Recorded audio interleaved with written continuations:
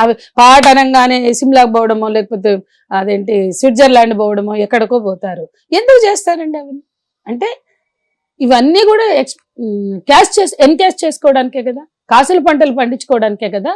So దానికోసం సృష్టించినటువంటి ఆ బట్టల్ని తెచ్చి బయట కూడా వేసుకున్నారంటే వాళ్ళ ఈ బట్టల కల్చరు ఇవాళ మన దగ్గర ఉన్న పబ్బుల దగ్గరికి వెళ్ళి కెమెరా పెట్టండి, ఏం బట్టలు వేసుకుంటారు? రాలేదా బయటికి?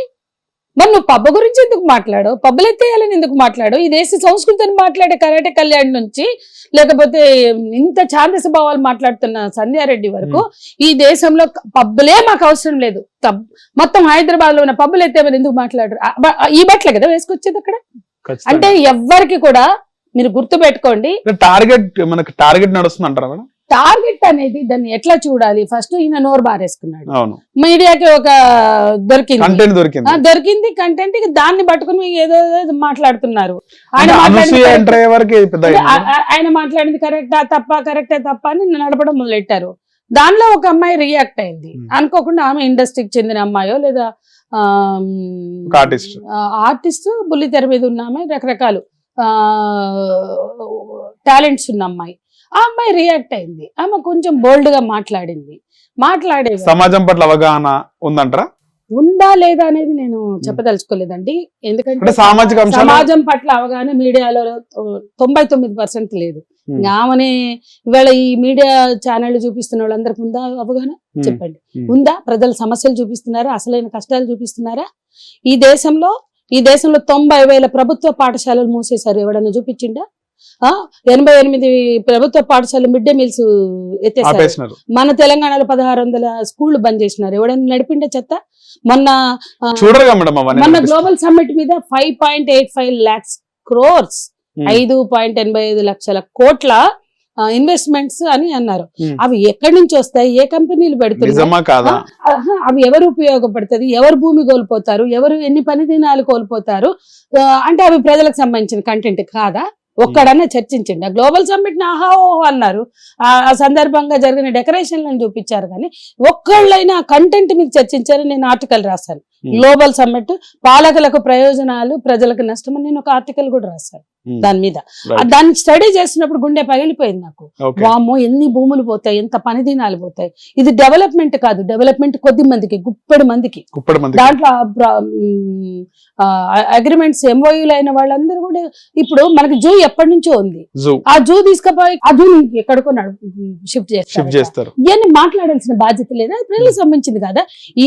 ఈ నగరానికి చెందిన జూతో ఎవరికి ఏమి ఎమోషనల్ బాండింగ్ లేదు. మరి ఎవరికి అంటే ఎమోషనల్ గా మనకి మన మ్యూజియం అంటే మన జూ అంటే ఉండదా? కనీసం అదన్నా చర్చించారా ఎవరైనా? వాంతారా అనే రిలయన్స్ సంబంధించిన కంపెనీ లేదా అంబానీ కొడుకుకు సంబంధించిన కంపెనీ ఇస్తున్నారు అంటే దాని మీద ఎవరైనా ఒక్కళ్ళన్నా మాట్లాడారా? అంటే ఉదాహరణకి నేను ఇవన్నీ చెప్తున్నా అండి. కాబట్టి ఆయన ఏదో మాట్లాడాడు, దాని అభిప్రాయం చెప్పుకున్నాడు. శివాజీ అక్కడ ఆడపిల్లల్ని ఆయన వాళ్ళనే బాధ్యులు చేశాడు.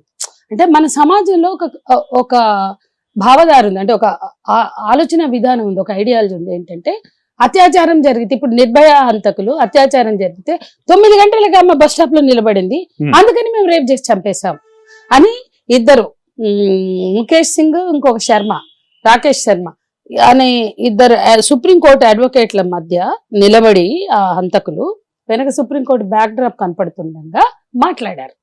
9 గంటలకి నిలబడింది కాబట్టి మేము ఆడది 9ంటికి నిలబడితే రేప్ చేసి చంపేశామని చెప్పగలిగేటువంటి దేశంలో సిగ్గుపడ్డం ఎవరికన్నా చేతనైందా ఇప్పటి వరకు? ఇద్దరు అడ్వకేట్లు నల్ల కోట్లు వేసుకుని సుప్రీంకోర్టు బ్యాక్గ్రౌండ్ గా ఆ హంతకులు ఆ మాట చెప్తే దాన్ని డిఫెండ్ చేసి ఆ శర్మ అనే అతను ఏమంటాడంటే, అవును నా కూతురు కనుక 9ంటికి ఇప్పుడు ఆ నిర్భయ లైఫ్ ఆఫ్ పై అనే ఒక సినిమా చూసాడు, చాలా గొప్ప సినిమా. చూసి 9ంటికి బస్ స్టాప్ లో నిలబడింది. ఆ అమ్మాయి ఫ్రెండ్ కూడా ఉన్నాడు, బాయ్ ఫ్రెండ్ తో నిలబడింది కాబట్టి చంపేస్తామన్నారు వీళ్ళు, రేపులు చేసి. ఎంత అన్యాయం అండి. దానికి ఏమంటే, నా కూతురే కనుక 9ంటికి బస్ స్టాప్ లో నిలబడితే నా ఫామ్ హౌస్ కు తీసుకెళ్లి కెరోసిన్ పోసి సజీవ దహనం, పెట్రోల్ పోసి సజీవ దహనం చేసేవాడిని అని వీళ్ళని డిఫెండ్ చేసిన లాయర్ మాట్లాడాడు. దానికి సిగ్గుపడడం ఎవరికైనా తెలుసా ఈ దేశంలో? 9ంటికి నేను ట్రైన్ లో వస్తుంటే 10ంటికి వచ్చే ట్రైన్ 12ంటికి వస్తుందండి, నేను రావద్దనా ఇంటికి? రైట్. అంటే 9ంటికి వాళ్ళ కాల్ సెంటర్స్ లో జాబులు చేసేవాళ్ళు, మాల్స్ లో సూపర్ బజార్లలో పనిచేసే పిల్లలు వాళ్ళు ప్యాంటు చొక్కాలు వేసుకుని ఉద్యోగాలు చేయాల్సిన స్థితిలో వాళ్ళు 9కి 10కి బస్ స్టాపుల్లో ఉంటే చేసేయచ్చా?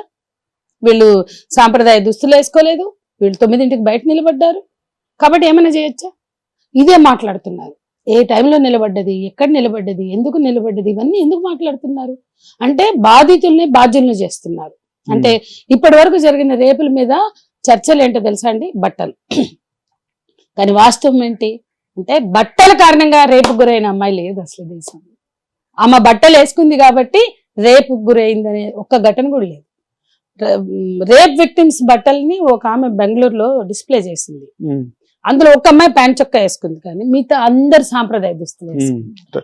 మగాళ్ళ చూపు ఆ విధంగా ఉందంటారు. మగవాళ్ళ ఆలోచన, ప్రధానంగా ఆలోచన అంటే బయట ఎక్కడ కనపడినా, హెల్ప్లెస్ గా కనపడినా, అమాయకంగా కనపడినా, ఒంటరిగా కనపడినా, అందంగా కనపడినా, ఆయనకి గనక అవకాశం ఉంటే అది నా చాయిస్ అనుకుంటున్నారు, కానీ నాకు హక్కు లేదు, నేను ఆమె మీద పడి ఆమె అత్యాచారం చేసే హక్కు లేదు అనేది ఆ స్పృహ లేదు మనకి.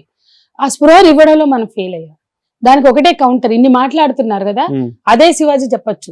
అమ్మాయిలు ఎక్కడన్నా ఉండని, ఎట్లన్నా ఉండని, అందంగా ఉండని లేకపోని, ఏ బట్టలన్నా వేసుకొని, ఒంటరిగా ఉండని, నిస్సహాయంగా ఉండని, హెల్ప్లెస్ గా ఉండని, ఆమె ఒంటి మీద చెయ్యి వేయొద్దు అని చెప్తే ఎంత బాగుంటుంది.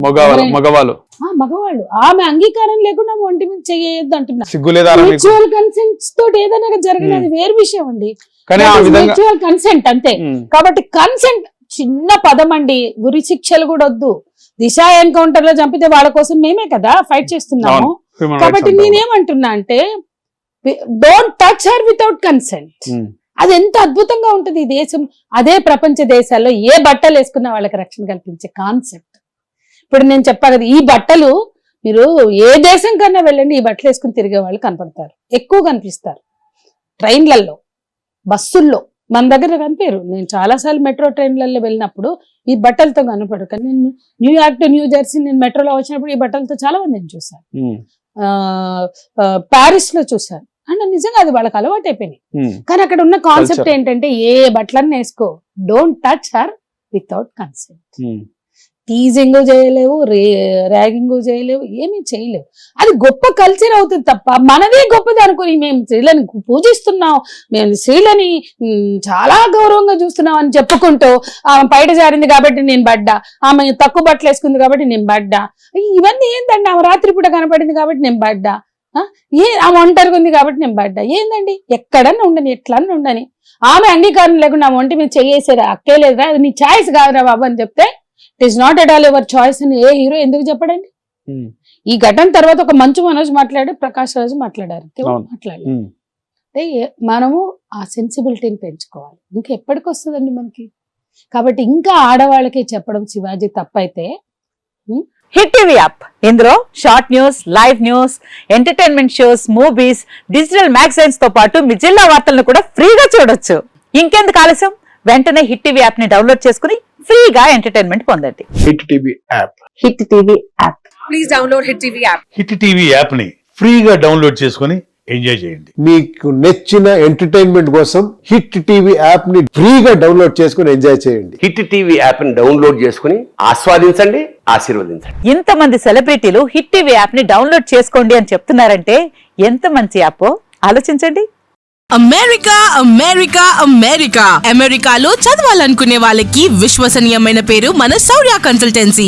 UK లో 1 year masters, UK లో 1 year masters, 2 years work permit up to 5 years visa. Contact Saurya Consultancy.